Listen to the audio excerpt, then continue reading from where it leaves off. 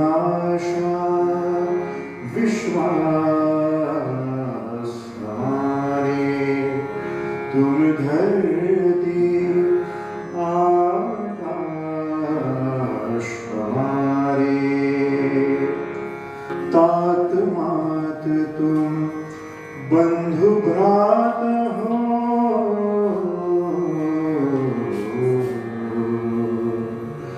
दिवस रात्र संध्या प्रभात हो, दीपक सूर्य चंद्र तारक में,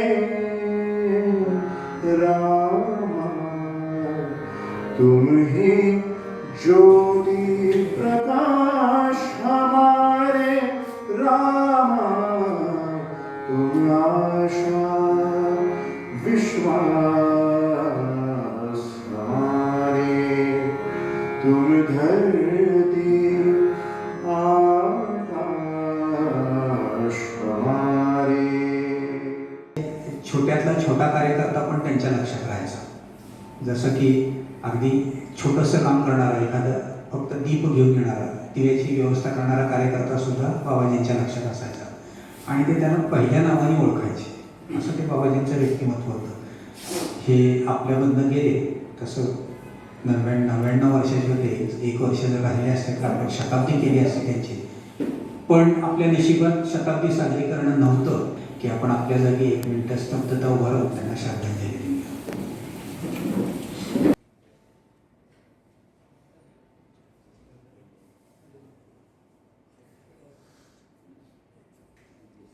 अश्रु हमारी आँखों में तुम, रामा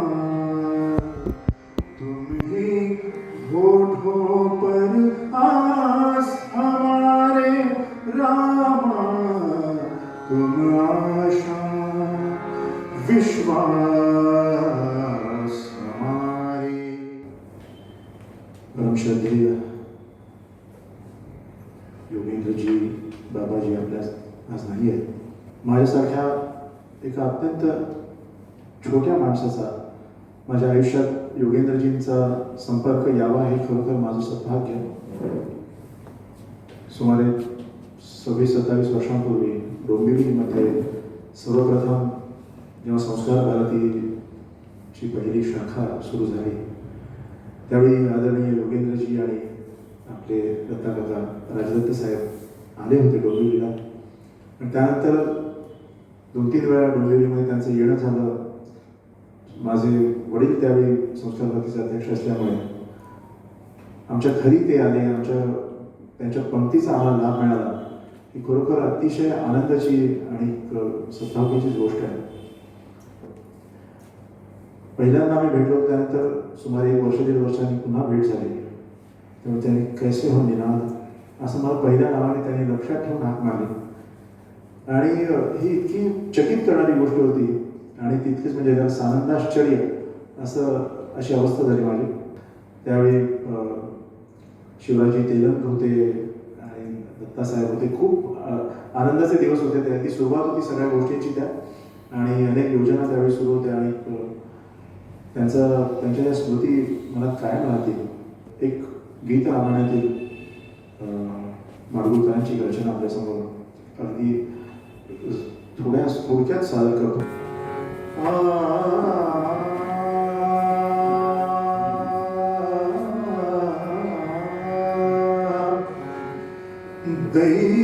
दैवजात दुःखे धरता,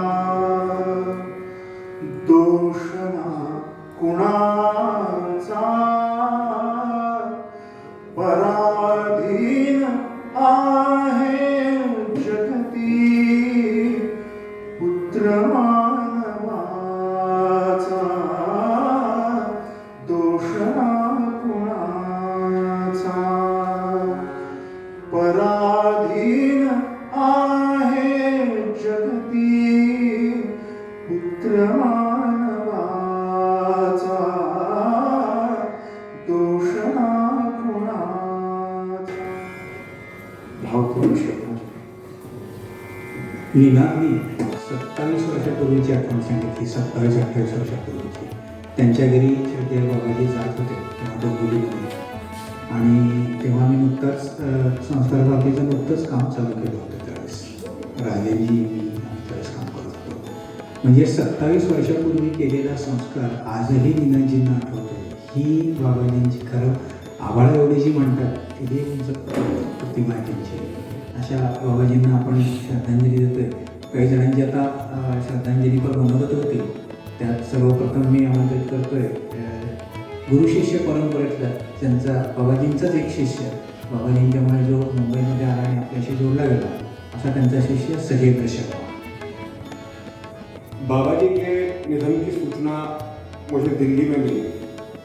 दिल्ली किसी काम से गया था, समझ नहीं पाया कि किस तरीके से रिएक्ट करें. बाबा की जो एक बात थी, जो शब्द उन्होंने कहे थे, वो आज तक मुझे याद है, और वही सबसे महत्वपूर्ण कारण है कि मैं संस्कार भारती के लिए समर्पित हो गया. बाबा ने कहा कि कागजों में कहने के लिए एक संगठन है, लेकिन ये कोई संगठन नहीं है, ये एक परिवार है, एक बड़ा परिवार है. और ये भाव मैंने संस्कार भारती के अंदर देखा. आज भारत के अंदर इतने सारे कलाकारों को जोड़कर एक मंच बना दिया, वो बाबा ही कह सकते हैं.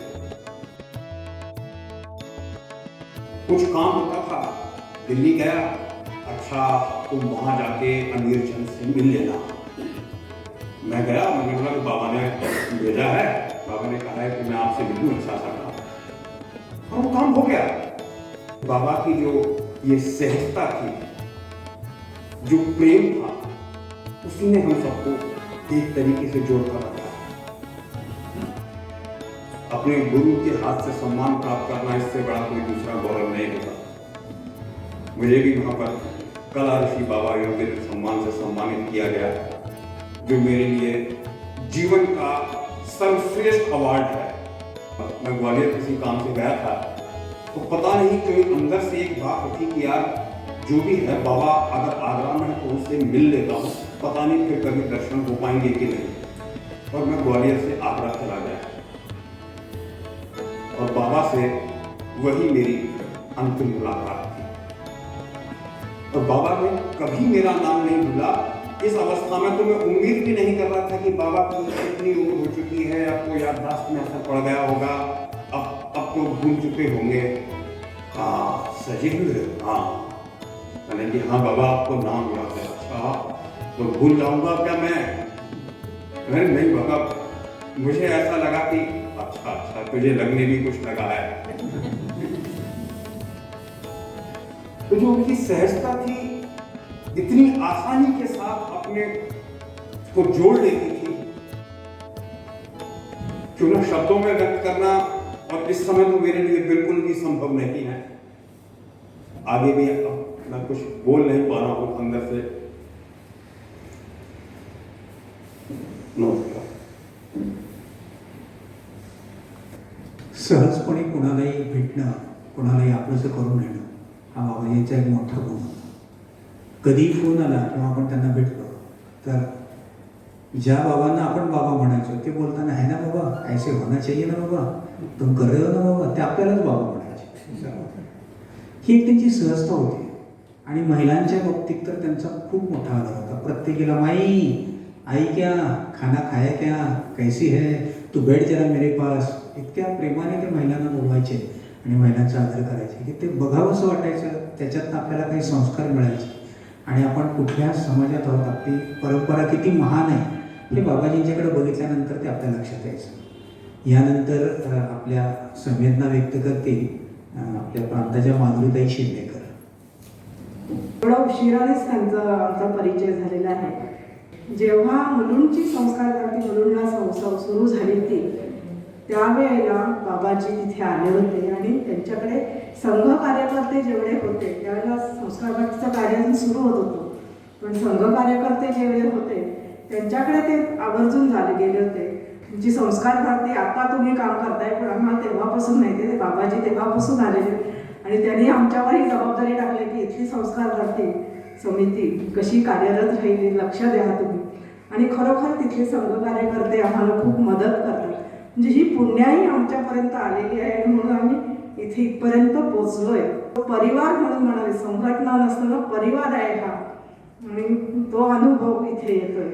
मी जेव्हापासून इथे संस्कार भारतीत आहे तेव्हापासून प्रत्येक आमच्या म्हणजे मुलुंडला तर आलेले आहेत, माझ्या घरी सुद्धा आलेले आहेत. त्यावेळेच्या आठवणी तर आहेतच. म्हणजे ही एवढी थोर व्यक्ती आपल्या घरी येऊन गेली हे सुद्धा खूप म्हणजे छान वाटतंय आम्हाला. पण आणि त्या स्मृती अजून चांगल्या कायम राहणाऱ्या आहेत अशा प्रांताच्या सभेत किंवा इथे केंद्रीय कार्यक्रम सभेत सुद्धा त्यांची भेट नेहमी व्हायची. आणि तेव्हा जसं आता रवींद्रजी म्हणाले की आम्हाला कोणी भेटले की ताईजी कैसे हो, ताई कैसे हो, देवीजी वगैरे असंच करून ते म्हणायचे. आता कोणी असं आम्हाला देवी वगैरे कोणी म्हणणार नाही, पण आम्हाला तेव्हा सगळ्याला आम्ही कृतज्ञ असायचो ना, मातृशक्ती म्हणून कृतज्ञ असायचो. तर छान वाटायचं बाबाजींना भेटून, त्यांचे आशीर्वाद घेऊन, त्यांच्याशी बोलून आणि प्रत्येकीला नावाने ओळखायचं. परत हे त्यांचं वैशिष्ट्य होतं. अगदी माधुरी ताई कैसी हो आप, अजून कानात ते शब्द येत आहेत, अजून गुंजतायत सगळे खरंच. आणि अशा व्यक्तींबरोबर आपण या व्यक्तींच्या सहवासात आम्ही राहिलेलो आहोत. स्मृती अशा चांगल्या राहू देत. आमच्या माध्यमातून ते आपल्याकडे आपल्या ह्याच्यात आहेतच, हाच विश्वास नेहमी बाळगूया आणि त्यांचं कार्य अखंड चालू पुढे ठेवूया ही श्रद्धांजली. धन्यवाद.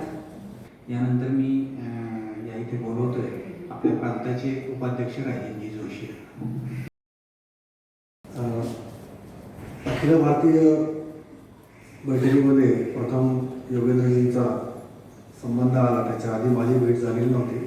आपले कार्यकर्ते रवीजी बेडेकर आपल्या सगळ्यांना माहिती आहे, त्यांच्या मुलाचं लग्न नाशिकला होतं आणि बाबाजींना निमंत्रण पाठवलेलं असल्यामुळे त्यांना जायचंच होतं. त्यांचा प्रवास होता मुंबईतनं नाशिकला जायचं.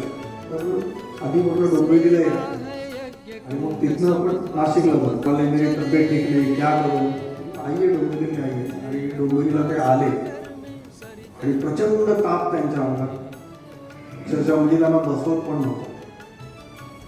मग आम्ही त्यांची व्यवस्था आधी करायचा विचार केला होता, पण त्यांची तब्येत बघितल्यानंतर मग डॉक्टर विनय वेलणकरांच्याच घरी म्हटलं डॉक्टर आहेत, एक ट्रीटमेंट पण होईल आणि सांगतील त्यांना घेऊन जायचं की नाही, काय करायचं. डॉक्टरांच्याच घरी त्यांचा निवास केला. डॉक्टरांनी काही औषधं दिली. सकाळी त्यांचा ताप थोडा कमी झाला आणि सकाळी आम्ही जायच्या आधी ते तयार होऊन गाडीत बसले, मुझे जाना है. म्हणजे इतका प्रचंड ताप, त्याच्या आलेला विकनेस, अशक्तपणा, संजय पण होते. अशा परिस्थितीत सुद्धा नाही, मुझे प्रवास करना आहे, कुठलीच बाधा नाही. ते आमच्याबरोबर आले आणि तिथे त्यांनी लग्न अटेंड केलं. माझा अनुभव असा आहे की मी जेव्हा जेव्हा त्यांना भेटलो तेव्हा ते मला न विचारता वो हमारे पालघर के दीपक वो कैसे है, मला ते काहीच विचारायचे नाही, तुम कैसे होते, वो एक ना रानडेजी कैसे आहे, असे एक एक नावं ते आपल्या प्रांतातले. मला बघितल्यानंतर कोकण प्रांतात त्यांच्या समोर यायचं सर. आणि मग एक एक जे आलेले नाही आहेत बैठकीला किंवा जे कोण आहेत त्यांची नावं ते घ्यायला सुरुवात करायची. कामसरांच्याच घरी ती बैठक होती आणि त्यावेळेस माझी पत्नी आजारी होती. तेव्हा ती गोष्ट त्यांना सांगितली होती. तर त्यांनी रात्री 8 वाजता त्यांची तिथे बैठक संपल्यानंतर तिथून केंद्रीय कार्यकारिणीला तुम्ही गाडी घेऊन माझ्या घरी आले. रात्री 8:30-9 वाजता, 9, 9:30 झाले म्हणजे मी नाही. आणि मग ते भेटले, विचारपूस केली आणि मग सगळे कार्यकारिणी परत कामसरांच्या दुसऱ्या दिवशी पण भेटले. पण ही जी काही प्रत्येक परिवाराच्या संदर्भातली त्यांची संवेदना होती ती आपल्या सगळ्यांनी अनुभवली आणि ही कुठेतरी जीवनावरती आपल्या पूर्ण कामाच्या दिशेवरती, काम करण्याच्या विचारावरती त्याचा पूर्णपणे पगडा मला म्हणता येणार नाही, पण तो त्याला हे काम करण्याची ऊर्जा देतो एवढं मात्र नक्की. अजून एक किस्सा, ते त्यांचा प्रवास जिथे असेल तिथे आपण कार्यकर्त्यांच्याच घरी त्यांची व्यवस्था करत असतो आणि कार्यकर्त्यांच्या घरी जेव्हा ते निवास करायचे तेव्हा त्या घरातल्या सगळ्यांना ते सांगायचे, मुझे एक आदत है मैं सुबह 5 बजे उठता हूँ, लेकिन आप घर के सदस्य कोई भी चिंता न करिए, आप अपने समय पर उठिए। मैं 5 बजे उठता हूँ, इसलिए आपको 5 बजे उठने की आवश्यकता नाही. पण कोणालाही घरच्या अन्य व्यक्तीला ते त्रास देऊन जातात. पण इतकी कुटुंबाची काळजी घेणं, आपला जो परिवार आहे असं आपण म्हणतो संस्कारवाद, त्या परिवाराची काळजी घेणं, परिवारातल्या प्रत्येक सदस्याचं काळजी घेणं, हे जेव्हा जेव्हा आपण भेटू तेव्हा तेव्हा आपल्याला विचारत असतात, विचारपूस करत असतात. एका प्रकारे आजच्या टेक्नॉलॉजीचं युग आहे, पण योगेंद्रजी हे चालते बोलते संस्कार वार्तेचं एक वार्तापत्र. त्यांचं जेव्हा जेव्हा वक्तव्य आपण ऐकलं असेल तेव्हा ते वक्तव्य काय असायचं की मैं आसाम में गया था, उन्होंने इतना अच्छा कार्यक्रम किया, मैं ग्वालियर गया था, वहाँ उन्होंने अच्छा, इकडले कार्यक्रम तिकडे काय झालेले सूचना ह्या ते आपल्याला सांगत असत. म्हणजे एक प्रकारे संस्कारवादीचं वार्तापत्र संपूर्ण देशभरात काय चाललंय ते आपल्याला बैठकीत सांगून टाकायचं आणि सहजपणे. आणि त्यातलं त्यांचं एक वाक्य नेहमी असायचं, अब मैं आपको एक बहुत आनंद की अनुभूती कर रहा हूं. आणि मग ते सांगायचे की हे हा कार्यक्रम झाला. आता आझादी 75च्या वेळेला त्यांचा फोन आला होता, क्या हो गई रचना प्रांत में, कुछ हुआ है कि नहीं, क्या क्या कार्यक्रम होने वाले हैं ऐसा.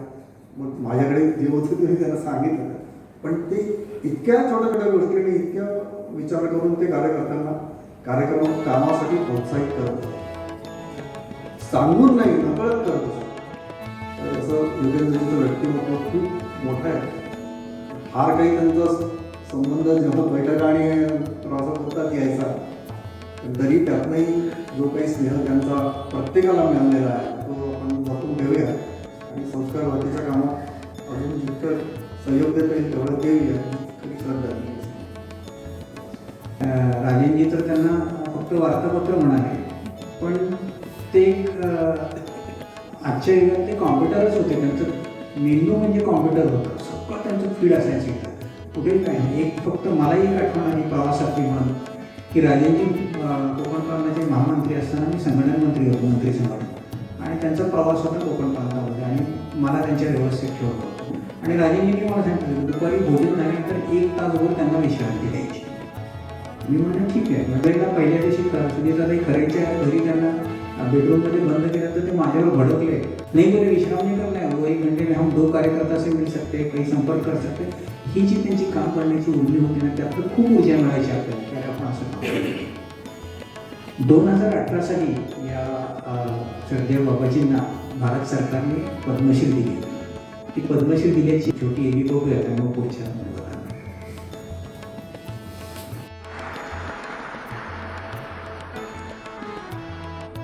श्री योगेंद्र कला.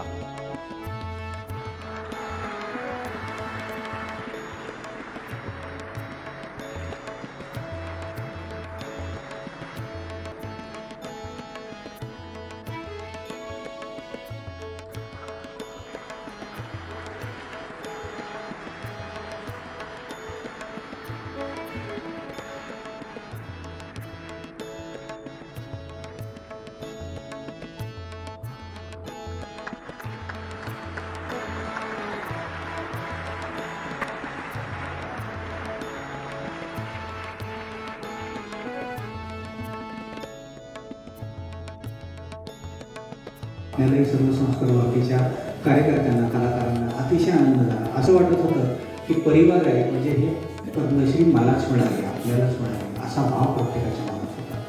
यासाठी आणि प्रचारक हा जसा आपल्या संघटनेची काळजी करत असतो तसा अन्य संघटनांमध्ये सुद्धा त्यांचा वावर असतो. तिथल्या कार्यकर्त्यांच्याबद्दल विचारपूस असते, त्यांच्याबद्दलची माहिती घेणं. अशाच एक परिवार संघटनेतले इतिहास संकलन समितीचे चंद्रकांत जोशी आज इथे उपस्थित आहेत. ते पण श्रद्धांजली देणार मी त्यांना आमंत्रित करतो. 1974ची गोष्ट आहे. आपल्या ज्येष्ठ कार्यकर्त्यांना माहीत असेल, पूजनीय सरसंघचालक बाळासाहेब देवरसांनी बोलताना म्हणाले होते की हा देवदुर्लभ कार्यकर्त्यांचा संच आहे. आणि अशा अनेक देवदेवतांची निर्मिती संघानं 1925 सालानंतर केली. मला आवडणारे त्रिदेव त्याच्यामध्ये होते, इतरही देव आवडले.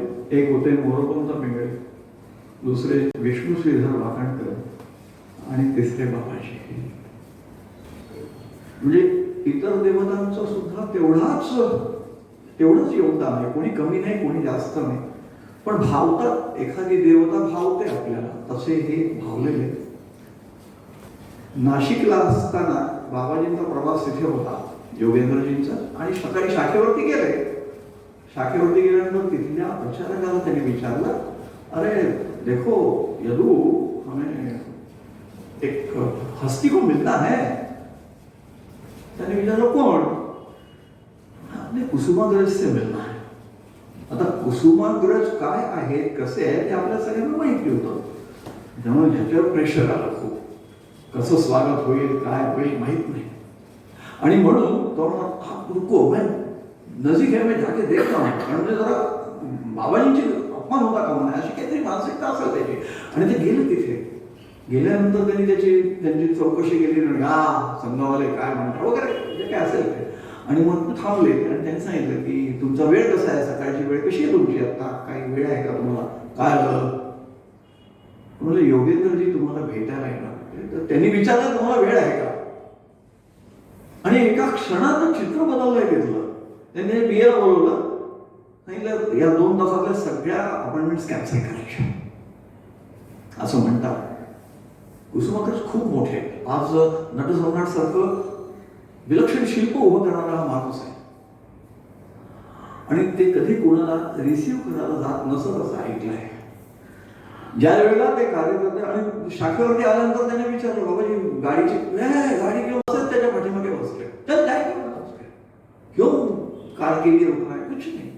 सरलता किती असावी, किती साधेपणा असावा हा सांगून येत नसतो, व्यवहारात दिसतो. आणि मग त्यांच्या घरी पोहोचल्यानंतर त्याला धक्का बसला.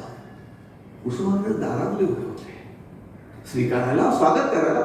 आणि मग त्यांच्या गप्पा झाल्या, सुरू झाल्या. गप्पा मारता विषय कसे वाढत गेले, काय कोणत्या क्षेत्रामध्ये बाबाजींनी त्यांच्यावरती जादू केली असेल की कुसुमाग्रजांसारख्या माणसाला आपले सगळे कार्यक्रम रद्द करून बाबाजींसाठी थांबावं लागलं. साहजिकच त्याने म्हटलं नाही, आता जेवणच जायचं आमच्याकडे. बाबाजी पुन्हा तसेच, ऐसा नहीं है, एक कार्यकर्ता के घर में हमारा तय हुआ है और उनके घर वालों को आनंद नहीं, वो दुखी हो जाएंगे, तो हम अगले से मना जाएंगे. आणि अत्यंत उदास, म्हणजे वाईट वाटलं त्यांना की बाबाजी आपल्याकडे जेवलेले. आपले कार्यकर्ते, आपले प्रचारक आपल्या समोर दिसतात तसे नसतात. फार फार वेगळे असतात ते. अशा बाबांच्या शेकडो आठवणी असतील. आपण काय करू शकतो? इतिहास संकलन समितीच्या सुरुवातीच्या कामामध्ये ज्यांनी योगदान दिले त्याच्यामध्ये बाबाजी आहेत.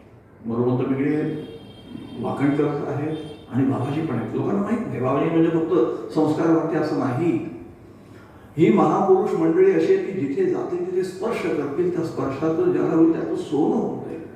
संस्कार भारतीची स्थापना करणाऱ्यांमध्ये सुद्धा बाबाजींचं योगदान आहे, मार्गदर्शन आहे, दिशा दिग्दर्शन आहे. आणि म्हणून आज देशभर संस्कार इतिहास संकलन समितीचं काम योग्य पद्धतीने चाललेलं आहे. इतिहास संकलन समिती कोकण प्रांताच्या वतीनं बाबाजींना श्रद्धांजली अर्पण करतो. माझ्या वाणीला विराम देतो. यानंतर मी आमंत्रित करणार आहे आपल्या संस्कार भारतीचे केंद्रीय कार्यकर्ते प्रमोदजी पवार आहेत. आठवणींचा समुच्चय सगळ्यांच्या समोर प्रत्येक जण उलगडतो आहे. मला फक्त रोज सकाळी 5:30 वाजता आपल्या दारात येणार आहे, म्हणजे ज्यावेळेला प्रबंधकांची बैठक किंवा ज्या वेळेला समुच्चय असायचा त्यावेळेला आपल्या दारावर बाबा कधी येऊन टपटप करणाऱ्याची भीती असायची. मला कळायचंच नाही म्हणून झोपतो कधी, उठतो कधी, आणि आदरयुक्त भीती वाटायची त्यांची. आणि ते आल्यानंतर मग आपला दिवस कसा जायचा याची प्रत्येकाला इतक्या जाणीव असेल. एवढा थोर माणूस. आपण ऋषींच्या बद्दल ऐकलेलं आहे, त्यांनी लिहिलेल्या किंवा केलेल्या गोष्टींच्यावर आज आपलं उभं राहणं तो पाय आहे. तसंच हाही एक ऋषी आपल्या वाट्याला आला आणि आपण अनुभवला, हे आपलं भाग्य आहे. म्हणजे आता अहमदाबादला गेल्या वर्षी ज्या वेळेला आपलं प्रबंध करण्याची बैठक झाली होती त्यावेळेला माझे बायको आणि मी आम्ही तिथे होतो, तर रात्री 11 वाजता त्यांना आईस्क्रीम खायचं होतं आणि ते आईस्क्रीम खात बसले होते. तर त्यांचा जो सहकारी होता तो सांगतोय त्यांना, बाबा खाऊ नका, सर्दी होईल, खोकला होईल. तो चुप, बाबा मैं ठीक हूँ, बाबा मैं ठीक हूँ असं करत सगळ्यांना ते ठीक करायचं. त्याचाही आनंद आपल्याला मिळायचा अगदी वेगळ्या पद्धतीने. ह्या प्रबंधकारिणीत आल्यानंतर वो साऊथ में ऐसे आदमी, तर तो जो कॉम्प्युटरचा उद्योग केला ना, मानवी संगणक कसा असतो तो म्हणजे बाबा. हे अमुक ठिकाणी हा कलाकार काय करतोय, आता त्याचं वय काय झालं आणि कसं आहे, चौकशी करा. आम्हाला प्रेरित करायचं ते की तुम्ही हे करा. आणि आपला वारसा ते आमच्यापर्यंत संस्कार भारतीच्या रूपाने दिलेला आहे, आपण तो सांभाळूया. बाबांना श्रद्धांजली. यानंतर मी बोलवणार आहे आपल्या प्रांताचे कार्याध्यक्ष श्री मुकुंदजी मराठे यांना. प्रत्येकाच्याच मनामध्ये योगेंद्रजींच्याबद्दल अनेक आठवणी आहेत आणि त्या आठवणीमध्ये आपण रमणं आणि त्यांच्याबरोबर सहवास तो आपण जाणून घेणं हेच फार महत्त्वाचं आहे. आमच्या घरी देखील ते मुक्कामाला होते, त्यावेळी दत्ताजी पण होते आणि योगेंद्रजी पण होते. आणि त्यावेळी दत्ताजींना दोघांच्या मी बेडरूममध्ये व्यवस्था केली होती. योगेंद्रजी म्हणाले, ये स्टेज बनाए है आपने कलाकारों के लिए. मतलब हाँ, उधर प्रोग्राम रहते हैं, हमारी रिहर्सल रहती है, तो कला साधक इधर ही सोना चाहिए, अंदर बेडरूम में क्यों सोना चाहिए असं म्हणून ते स्टेजवरतीच झोपले तिकडे आणि सकाळी लवकर उठले, नेहमीप्रमाणे दिला क्रम. दुसरं आत्ता अहमदाबादला मी गेलो होतो, त्यावेळी आत्ता ज्या लोककला मालिनी अवस्थी त्या भेटल्या होत्या आणि बाबांच्या बाजूला बसलो होतो आम्ही. त्यांनी सांगितलं, ऐसी मेरी बेटी जा रही है आयुर्वेदा के लिए कुछ संशोधन करने के लिए और उधर कोची भी जाएगी वो. तर हे फक्त योगेंद्रजीने ऐकलं, सगळे विमानाचे डिटेल घेतले. ती मुलगी तिकडे पोचली फ्लाईटला, समोर बोर्ड घेऊन कार्यकर्ते उभे. योगेंद्रजीने त्यांना सांगून ठेवलं होतं कार्यकर्त्यांना की ती येणार आहे, तिची काही हे होता कामा नये आणि त्याप्रमाणे तिला गाडी घेऊन तिकडे घेऊन गेले. आणखीन एक तिसरा किस्सा सांगतो. निमिषारण्यामध्ये एक अधिवेशन होतं, साधारणतः 10,000 लोक येणार होती आणि त्याच्यामध्ये 250 महत्त्वाचे कार्यकर्ते येणार होते. तर 210च लोक येऊ शकले होते आणि ती यादी योगेंद्रजींच्या जवळ यादी आली. आल्यानंतर त्यांनी पाहिलं की कोण कोण आलेले, त्यांनी चेहरे बघितले सगळ्यांचे आणि बरोबर 40 लोकांची जे नव्हती ते त्यांची टिक केली, जे 40 लोक येऊन आहे. फक्त चेहरे बघून त्यांना कळलं होतं की हे 40 लोक आलेले नाही. अशी त्यांची जी फोटो मेमरी आत्ता प्रमोदजींनी पण सांगितलं आणि त्यांची कायम आपल्यात आठवण राहील. आणि त्यांचं वर्षश्राद्ध होण्यापूर्वी आपलं जन्मशताब्दी सुरू करायला लागते. हा एक दैव दुर्विलास आहे, कारण 7 जानेवारी 1924 त्यांचा जन्म आहे, म्हणजे 2023ला त्यांची जन्मशताब्दी सुरू होणार आहे. तर आपण त्यांचं एवढंच करू शकतो, साधे राहणे. आपण बघितलं कायम खांद्यावरती पंचा वापरणं किंवा गमछा जो असतो तो आणि साधी राहणे त्यांची. तर त्यांनी जो आयुष्यभर प्रवास केला तो आपण प्रांतामध्ये प्रत्येकाने प्रवास जास्तीत जास्त करूया, ही त्यांना खऱ्या अर्थाने श्रद्धांजली असेल. त्यामध्ये एक ऋषितुल्य व्यक्तिमत्व उभं आहे, त्यांच्या श्रद्धांजलीच्या मनोगताने आपण थांबणार आहोत. यानंतर दत्ताजींची श्रद्धांजलीचं मनोगत होईल, त्यानंतर ही श्रद्धांजली सभा संपेल आणि जाताना प्रत्येकाने या इथे प्रतिमेला पुष्प अर्पण करावं आणि मग सर दत्ताजी. मनात माझा विचार येतो, बाबाजींचा श्रद्धांजलीवर विश्वास असेल का? त्यांचं बोलणं इतकं सहज असायचं आणि नुसतं बोलणं सहज होतं असं नाही. ये नदीचे ते नदी, याप्रमाणे त्यांचे शब्द विचार आपल्या मनात पूर्णतः रुजत होते, याचा आपण कार्यकर्त्यांनी अनुभव घेतलेला आहे. या क्षणी तरी मला असं वाटतं, व्यक्ती आपल्याला दिसेल अशी होती, पण आजही मला स्वतःला असं वाटत नाही किंवा कुठल्याही कार्यकर्त्याला असं वाटू नये की बाबाजी आपल्यात नाही. आजही पाठीवरती खांद्यावर हात ठेवून चालत चालत बोलत जा. जर आपल्याला त्यांच्या मनातल्या इच्छा स्वप्न पुरी करायची असतील तर ते आपल्यात नाही यावेळी होणार नाही. प्रत्येक कार्यकर्त्याला हेच वाटायला पाहिजे की ती ज्या पद्धतीनं बोलत होते, ज्या सहजतेनं आपल्या खांद्यावर हात ठेवत होते, कुणाच्या घरी गेले अनेकांचे अनुभव आहेत, तर आपल्या घरच्या लोकांशी आपलीही जेवढी जवळीक नाही त्यापेक्षा जास्त जवळीक 2 मिनिटांच्या त्यांच्या बोलण्यातून होत असते. म्हणजे आपल्या घरातल्या इतरांनाही बाबाजी विसरणं शक्य नाही या तऱ्हेचं त्यांचं वागणं बोलणं असायचं. आपल्याला त्यांच्या मनातली कळवळ जे जे संस्कार भारती स्थापना आपण केली ती कशा करतात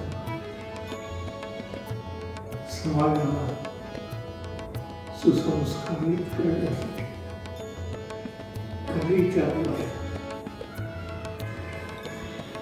हेच मनात आपल्या ठेवून आपण प्रत्येकाने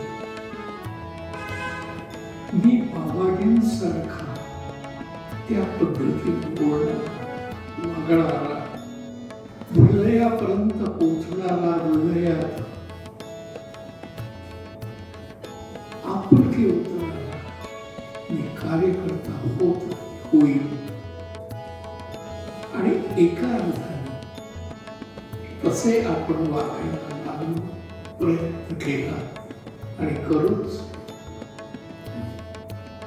तर मला असं वाटतं की त्यांना खऱ्या अर्थानं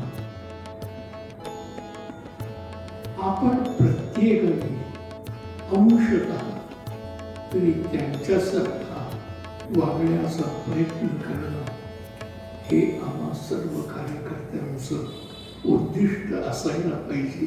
राहील. धन्यवाद. जन्म मरण से है प्राणी कौन यहाँ छूटा, कौन